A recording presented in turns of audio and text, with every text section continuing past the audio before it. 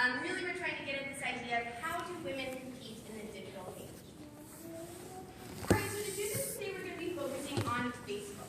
So Facebook defines itself as a social utility that connects people with friends and others who work, study, and live around them.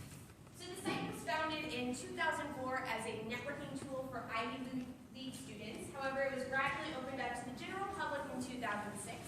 And there are currently over 1.15 billion users worldwide who actively use the site each month. So I'm going to quickly run through the Facebook features, just in case any of you out there aren't part of that 1.15 billion. And so we find that on Facebook, you build your network by adding friends.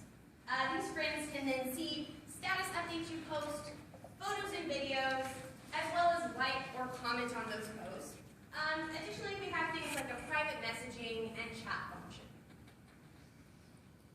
All right, so one of the key terms I'm going to be referring today is that of the selfie.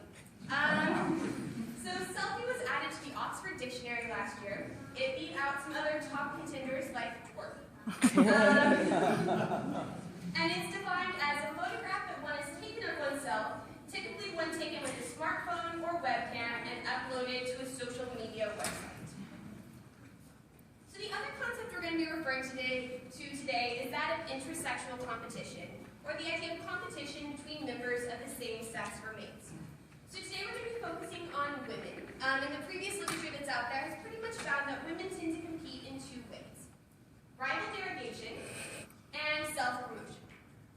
So although rival derogation is a really interesting area, and we have a lot of ideas and some research that's going in some interesting areas, for the sake of time, I kind of had to choose one to focus on, so I won't be discussing this today, and instead we're going to be focusing on self-promotion, or as I will refer to it, the selfie promotion hypothesis. And yes, I delight in the badness of that. So the basic idea is that women utilize Facebook as a platform to display fitness indicators. And as the title suggests, today we're going to be focusing on how that might be done with a selfie. So again, what are some fitness indicators that one might display through a selfie? Well, one thing might be social prominence through something like the group selfie. So we can see in this photo here from the Academy Awards earlier this year, that Ellen is absolutely displaying that she has some high status and attractive friends. But you don't have to be a celebrity. We see this in other contexts as well. Another thing we might see displayed in a selfie is waist-to-hip ratio. So something like the full-length selfie through the magic of a bathroom mirror and a cell phone. You can somehow display your proportions to all of your friends in ways that you've never been able to do before.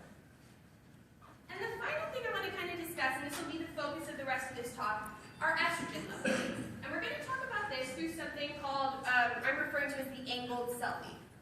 So we know that estrogen is associated with fertility, and we also know that it's associated with producing feminine facial features. So research has found that the males tend to prefer these feminine facial features. So these would include things like a small jaw, large eyes, and this is the kicker, a larger top third than bottom third of the face.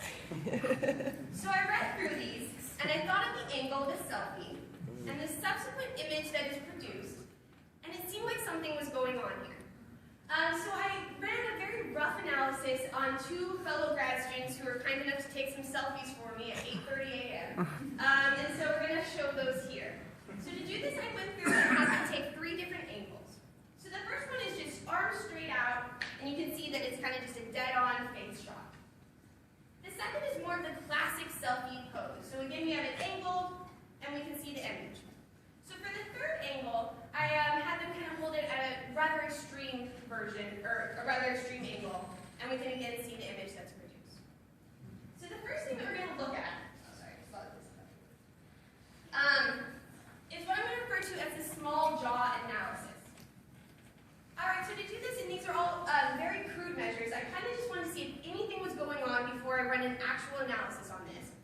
So we find that if you just outline the jawline, and look at it here, so again to remind you of what the angles were, there definitely seems to be a decrease in the size of the jaw as you go through the angles. So the next thing I looked at was this idea of are the eyes seeming larger. So for this again, I just simply drew a line at the actual eye, so not looking at the eyelid again see that in angles 2 and 3, there is an increase from angles 1. And finally, I wanted to look at this idea of the face proportion. So to do that, I, again, very crudely broke the face up into 3 parts, and then I tried to map these back onto these other images to try and see where these parts of the face were once you change the angle of the photo. So we again see that in angle 1, the proportions are quite similar, but once you get down from angle 2 and especially angle 3, those proportions are changing drastically. So I wanted to make sure that this wasn't just happening on one individual.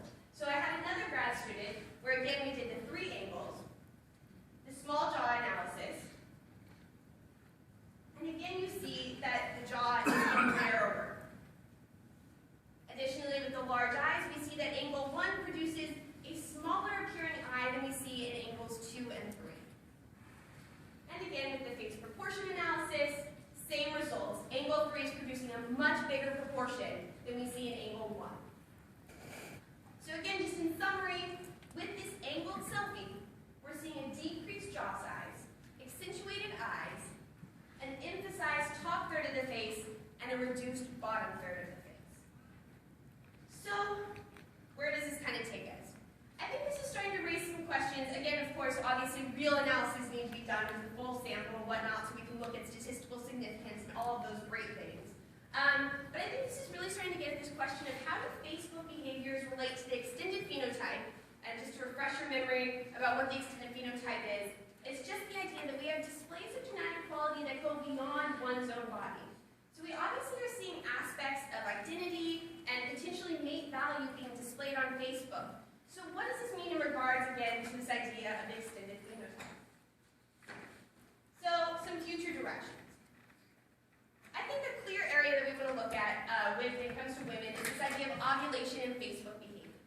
So we know that when it comes to rival derogation, we see fluctuations across the cycle. So women in a high estrogen phase were more likely to derogate a rival's physical appearance. Additionally, we see variations with self-promotion. So we know that women prefer sexy and revealing clothing while in a high conception risk phase. So of course the real question is, are these also being seen on Facebook? And additionally, I've really been focusing today on direct forms of self-promotion. However, as we know from the literature on women, women tend to actually compete in more indirect and subtle ways. So this is something that I think is best illustrated by something like the humble brag. So in popular culture, and I'm going to return to the trusty source of Urban Dictionary, the humble brag is subtly letting others know about how fantastic your life is while undercutting it with a bit of self-effacing humor or woe is me gloss. This is probably best illustrated with an example. So we can imagine if Helen of Troy had a Facebook page and she posted something like, "So frustrating when war literally breaks out over you." Oh, man. She's probably not actually complaining when she posts this, because there really seems to be an underlying message there of, I am getting a lot of attention from men. So I think this is probably going to be the area where the most research is going to be able to really thrive. So with that being said,